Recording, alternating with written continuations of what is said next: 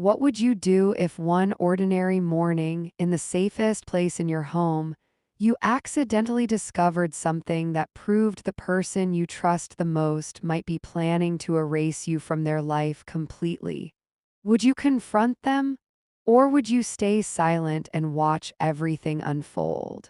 Because that's exactly what happened to me. And even today, after all these years, I still remember the exact moment my world stopped without warning.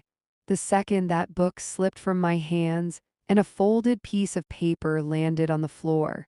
A moment so small yet powerful enough to destroy an entire life. My name is Margaret Hayes. Most people call me Maggie, and I'm 72 years old now, but this story goes back to when I was just 29. Living in a quiet coastal town in Oregon where nothing unusual ever seemed to happen, where people trusted each other blindly, where doors were left unlocked, and where I believed my marriage was as perfect as it looked from the outside. And maybe that was my biggest mistake, believing what I saw instead of questioning what I felt. My husband, Richard Hayes, was respected, admired, and trusted by everyone in town. A senior financial officer at a private investment firm, always dressed sharply, always speaking calmly. The kind of man people described as reliable, the kind of man I thought would never hurt me. And together we had two beautiful children, Ethan, who was thoughtful beyond his age, and Lily, who filled the house with laughter. And if you had seen us back then, you would have thought we were the perfect family, the kind people envy quietly. But tell me honestly, have you ever felt that something was wrong even when everything looked right? Because deep down, long before that day, I had started noticing little things. Things I ignored, things I convinced myself didn't matter, like how Richard would suddenly go quiet when I entered the room. How he would leave for work trips more often than before, always on the same day each month. How he started locking his office drawer, something he never used to do. And when I once asked him casually what kind of work required such frequent travel, he looked at me in a way I had never seen before and said, "You don't need to worry about things that don't concern you." And I remember laughing it off at the time, but something about that sentence stayed with me, like a warning I chose to ignore. And then came that morning, a morning that started like any other. Ethan and Lily had gone to school. Richard had already left early, saying he had something important to handle at the office, and I was alone in the house, dealing with a splitting headache that had been building since the night before, the kind of pain that makes it hard to even think straight. And I remembered that Richard kept strong painkillers in his study, something he rarely allowed anyone to touch.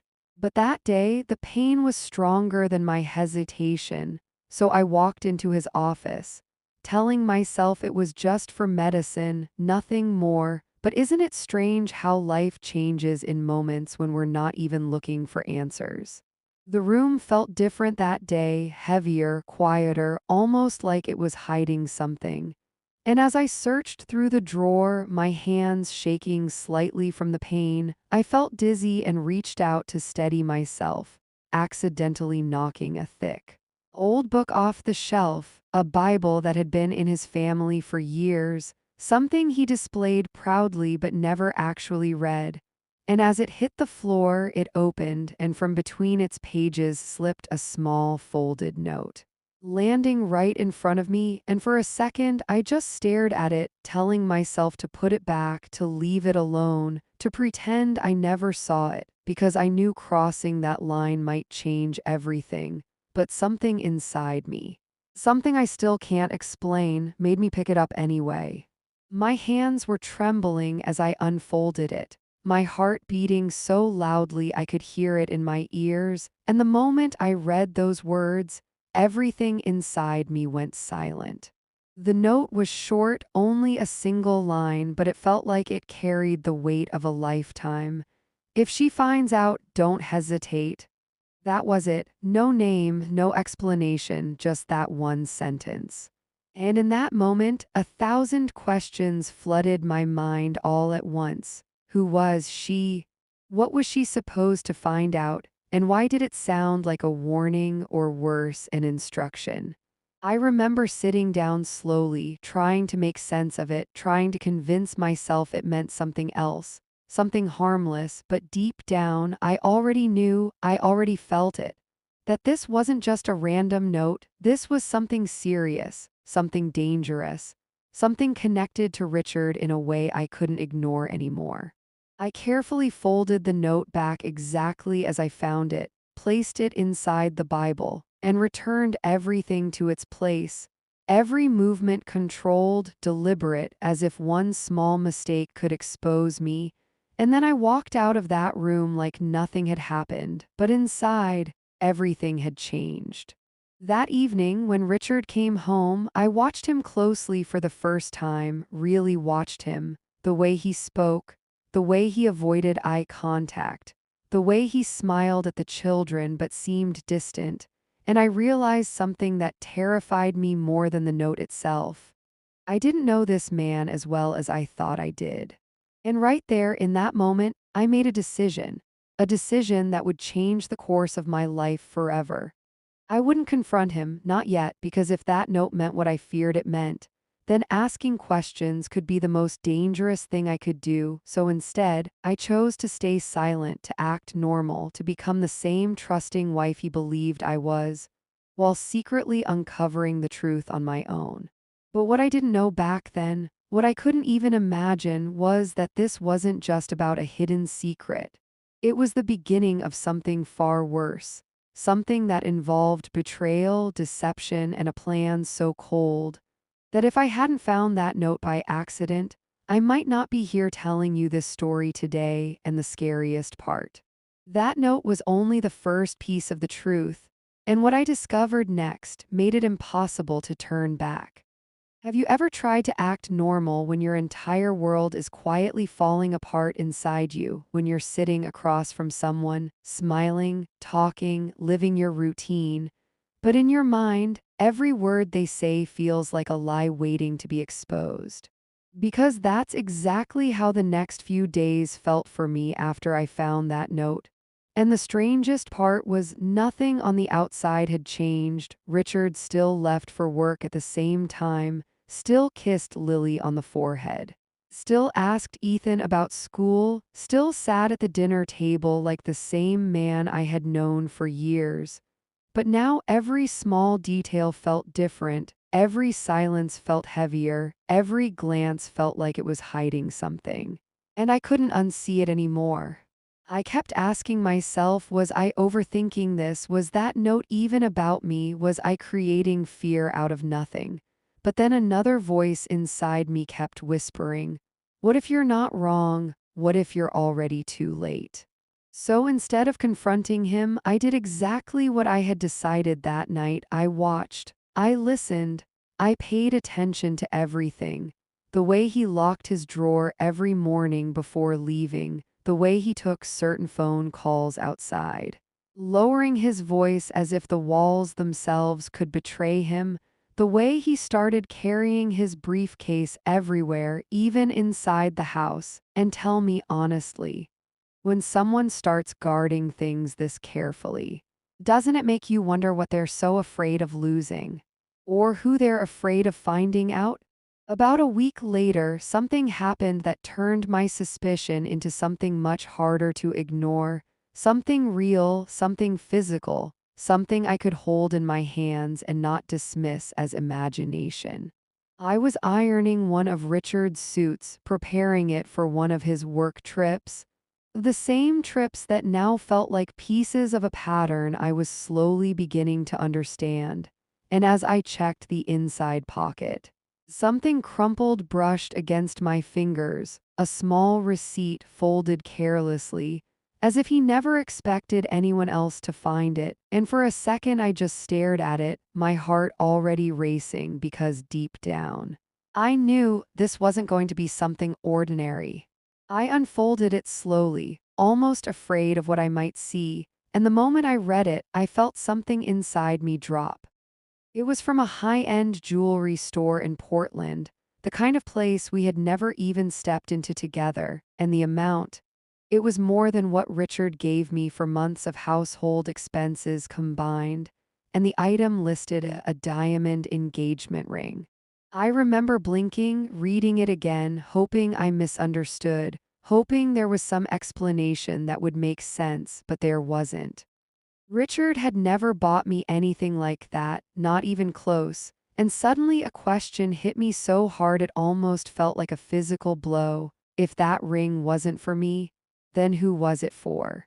And just when I thought that was enough to break me, I found something else in that same pocket. A small card, barely noticeable, with an address written neatly on it, an address in Portland. Now tell me, if you were in my place, would you ignore it, or would you go there and find out the truth yourself? Because in that moment, I stopped being the woman who avoided uncomfortable truths, and I became someone who needed answers, no matter what they cost. That same week, I made an excuse, told Richard I needed to visit Portland for fabric supplies for my sewing work, something he didn't question at all, which somehow made it worse, because it meant he had no idea what I was about to discover. The drive felt longer than usual, every mile filled with thoughts I couldn't control, fear, anger, doubt, and something else as something colder, something that was slowly replacing the woman I used to be. When I finally reached that address, I didn't go inside immediately. I couldn't. Instead, I stood across the street, watching, trying to understand what kind of place this was. And it was beautiful, far nicer than our own home, clean, well kept. The kind of place someone builds a future in, and that thought alone made my chest tight. After a few minutes, I walked over to a nearby house where an older woman was tending to her garden, and I asked her casually who lived there, trying to sound like I didn't already feel like my life was unraveling. And she smiled warmly and said, "Oh, that's Clara's place. She's a lovely young teacher, very sweet girl." And then she added something that made my world tilt again. Her fiancé visits her every month, poor thing, he works out of town. Says he's sorting out some issues before they get married. And I felt my breath catch in my throat because I already knew what she was about to say next, even before she said it. She's expecting. You know, they're going to be a family soon. In that moment, everything became clear in the most brutal way possible. The trips, the secrecy, the ring, the note, it all connected. And the worst part wasn't just the betrayal. It was realizing that I was already being replaced, quietly, carefully, as if my life could be erased without anyone noticing. I walked back to my car in a daze, my hands shaking, my mind replaying every moment of the past years, every sign I ignored, every doubt I silenced, and one question kept repeating in my head: how long had this been going on? But even that question was no longer the most important one, because now another, darker thought had taken its place. If he was planning a new life with her, then what was he planning for me? And suddenly, that note didn't feel like a mystery anymore. It felt like a warning I had barely escaped understanding too late. But just when I thought I had uncovered the worst of it, something even bigger started to reveal itself. Something that had nothing to do with love or betrayal, something far more dangerous. And the first hint of it came from a simple conversation that seemed harmless at the time, until it wasn't. Because a few days later, while speaking with someone connected to Richard's workplace, I heard about a massive financial transfer happening soon, something that had everyone tense, something that required absolute secrecy. And in that moment, a chilling realization began to form. What if this wasn't just about another woman? What if Richard was planning something much bigger, something that could change everything overnight? And that's when I understood the affair wasn't the real secret, it was only the beginning of it. What would you do if, piece by piece, Every doubt you tried to suppress started turning into undeniable proof. And instead of calming your fear, it made everything darker, deeper, and far more dangerous than you ever imagined. Because that's exactly where I found myself after that day in Portland, sitting in my own home, looking at Richard like a stranger, replaying every detail in my mind: the house, the woman, the pregnancy, the ring, and yet something inside me kept whispering that this still wasn't the full truth, that there was something bigger hidden beneath all of it, something that explained that note. Because an affair alone didn't justify a sentence like, "If she finds out, don't hesitate," and that thought alone refused to leave me alone. The next few days, I stayed quiet, more observant than ever. But now my attention wasn't just on Richard's behavior, it was on his patterns, his routines, the small things he repeated without realizing. Like where he kept certain items, how he organized his belongings, the places he checked before leaving. And that's when a memory surfaced, something so small I had ignored it before. But now it felt important. A small key I had once seen in his shaving kit months ago. At the time, I had asked him casually what it was for, and he had dismissed it quickly, saying it belonged to an old file cabinet at work. But now, thinking back, his tone hadn't been casual, it had been defensive. And that was enough for me. The next morning, after he left and the children were at school, I went straight to that shaving kit, my heart already racing, because deep down I knew this could be the piece that connects everything. It didn't take long to find it, a small, plain key, nothing special about it. But in that moment, it felt like the most important object in the house, and I stood there holding it, asking myself, what does this unlock? Because whatever it was, Richard had made sure I never knew about it. That day turned into a search, slow, careful, deliberate. I checked drawers, cabinets, boxes, anything that could possibly fit that key, but nothing worked. And for a moment, I wondered if I was wrong, if this was just another dead end. But then something caught my attention. Something so obvious yet so out of place that I couldn't believe I hadn't noticed it before, a book on his shelf titled Principles of Ethical Finance. And maybe it was the irony that made me pause, or maybe it was instinct. But something about that book didn't feel right. I picked it up, felt its weight slightly heavier than it should have been, and slowly opened it, only to realize it wasn't a book at all. It was hollow inside, a hidden compartment. My hands started trembling again as I looked at the small lock inside, perfectly sized for the key I was holding. And for a second, I hesitated because I knew once I opened this, there would be no going back. But then I remembered the note, the ring, the woman, the lies, and I turned the key. The soft click that followed felt louder than anything I had ever heard. Inside, neatly arranged, were things that didn't belong in any normal life, documents, envelopes, and items that immediately told me this was far beyond just betrayal. The first thing I saw were plane tickets, international, booked under different names, not Richard Hayes but another identity entirely, and not alone, there was a second name listed beside it. Clara Whitmore. My chest tightened as I stared at it, the confirmation hitting me harder than anything before. But it didn't stop there. There were identification documents, fake ones, passports with altered details, and then letters. I picked one up, my fingers almost refusing to cooperate, and began to read. It was from Clara. The words were soft, loving, full of anticipation, talking about their future, about leaving everything behind, about starting a new life together, and then a line that made my entire body go cold. Once everything is done, we'll finally be free, just like Victor said, no loose ends. No loose ends. I didn't need to read further to understand what that meant. My mind started racing, connecting everything at once: Richard Victor Lang, the investment firm, the upcoming financial transfer. This wasn't just a man running away with another woman, this was a plan. A calculated, carefully constructed plan involving money, deception, and escape. And suddenly that note made perfect, terrifying sense. I kept going through the contents, each item revealing more than the last: documents showing irregular transactions, accounts I had never heard of, amounts far beyond anything we should have had access to.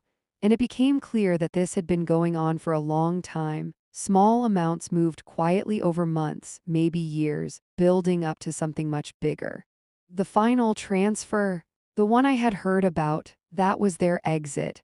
Take the money, disappear, start a new life under new identities. In me, I wasn't part of that future. I was a risk, a problem, a loose end. I sat there on the floor, surrounded by the evidence of a life I thought I understood, realizing I had been living inside a lie so carefully constructed that I never even questioned it. And for the first time, I didn't feel confused, I felt clear. Completely, painfully clear. This wasn't just about heartbreak anymore. This was about survival. I carefully put everything back exactly as I had found it. Every document, every letter, every item placed with precision, locked the compartment, returned the key to its place, and stepped out of that room like nothing had happened. But inside me, something had shifted permanently. Fear was still there, but it was no longer controlling me. Now there was something else alongside it: determination. Because now I knew the truth, and once you know the truth, you can't pretend anymore. That night, as I sat across from Richard at the dinner table, watching him speak, laugh, exist as if nothing was wrong, I realized something chilling. He had no idea that I knew. And that gave me something I didn't have before: time. But not much of it. Because if their plan was tied to that final transfer, then everything was already in motion. And I understood something else too: if I made the wrong move, even once, I wouldn't get a second chance. Because this wasn't just a secret anymore, it was a countdown.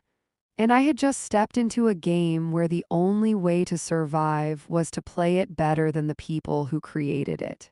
But what I didn't know yet was how close I already was to making a mistake that could expose everything. And once that happened, there would be no way to hide. Have you ever realized that the moment you discover the truth, your entire life quietly becomes a strategy? Every word you speak, every smile you fake, every movement you make suddenly matters more than it ever did before. Because that's exactly how the days after opening that hidden safe felt for me. I was no longer just a wife living her routine life in a quiet Oregon town. I was someone who knew too much, and knowing too much can be the most dangerous position in the world when the wrong person realizes you've figured them out. The strange part was that Richard had absolutely no idea what had changed inside me. To him, I was still the same Margaret who woke up early to prepare breakfast, the same woman who packed Ethan's school bag and braided Lily's hair before class, the same wife who asked him casually how his day at the investment firm went. And sometimes I wondered, if he looked at me closely, would he see the difference? Would he notice the way my eyes studied him now instead of trusting him? But if he suspected anything, he never showed it. That silence gave me something I desperately needed: time. And time meant opportunity.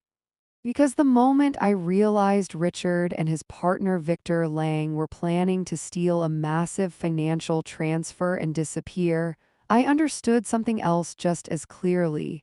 If I didn't act first, they would. And if that note meant what I believed it meant, then the moment they thought I knew too much could easily become the moment I stopped existing. So I began planning quietly. The first step was something simple but necessary: money. Richard controlled nearly every financial account we had, which meant that if everything collapsed, I would be left with nothing. But there was one thing he never paid attention to: my sewing work. For years, I had quietly taken small tailoring jobs around town, fixing dresses, adjusting jackets, doing the kind of work people rarely noticed but always needed. Most of the money went into the household, but some of it I had kept hidden away over time, small bills tucked into envelopes, a quiet safety net I never imagined I would truly need. That hidden money suddenly became the foundation of my survival plan. One morning, under the excuse of buying new fabrics in Portland, I visited a completely different bank, one Richard had no connection to, and opened my own account for the first time.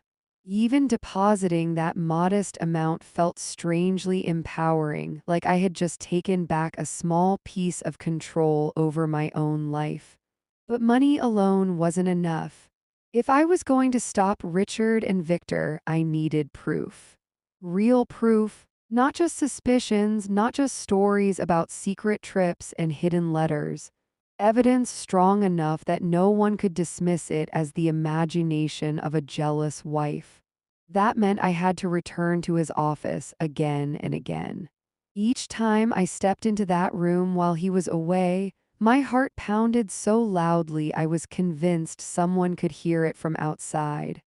I had bought a small pocket camera during my Portland trip, the kind tourists usually carried for vacation photos, and now it became my most important tool.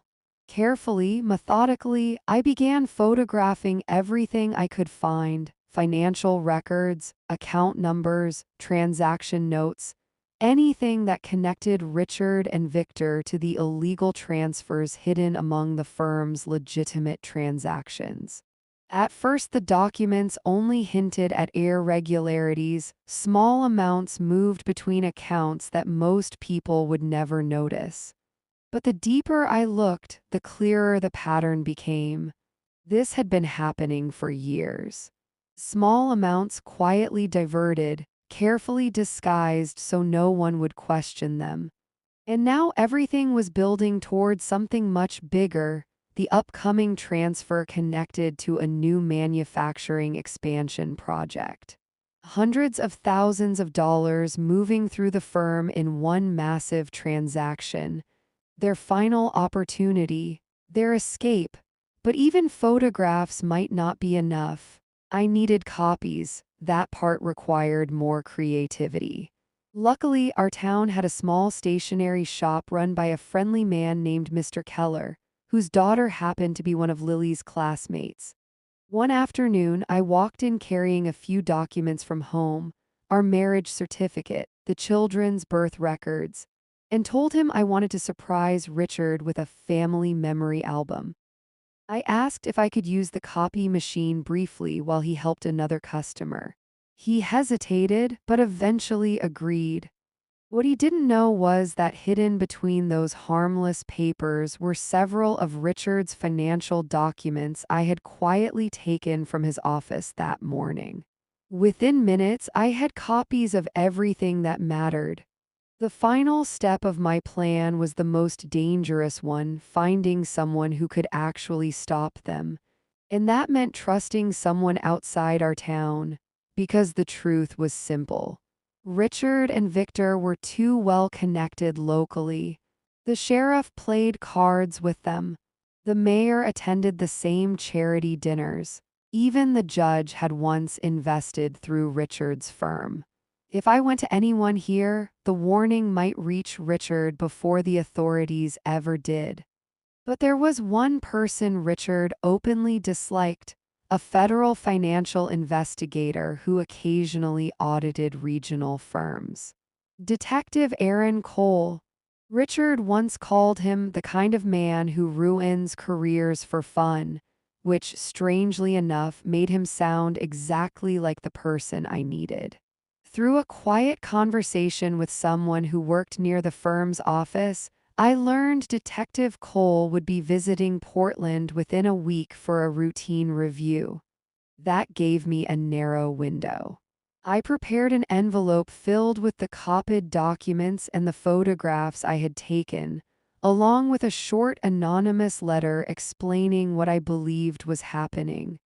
Delivering it without being seen became the hardest part. But sometimes solutions come from the most unexpected places. Lily's friend's mother happened to run a small guest house where visiting officials often stayed. One afternoon, under the excuse of dropping Lily off for a playdate, I slipped the envelope inside a purse she had left near the counter, along with a note asking her to deliver it to Detective Cole when he arrived. My hands were shaking as I left that building, because in that moment everything had already been set in motion. If Detective Cole believed the evidence, Richard's plan would collapse before it even began. But if something went wrong, if Richard somehow discovered what I had done, then that note I found in the Bible might stop being a warning and start becoming a reality. And the worst part. As the days passed, I began to notice something unsettling about Richard himself. Something that made me wonder if he had started suspecting that someone, somewhere, was interfering with his plan.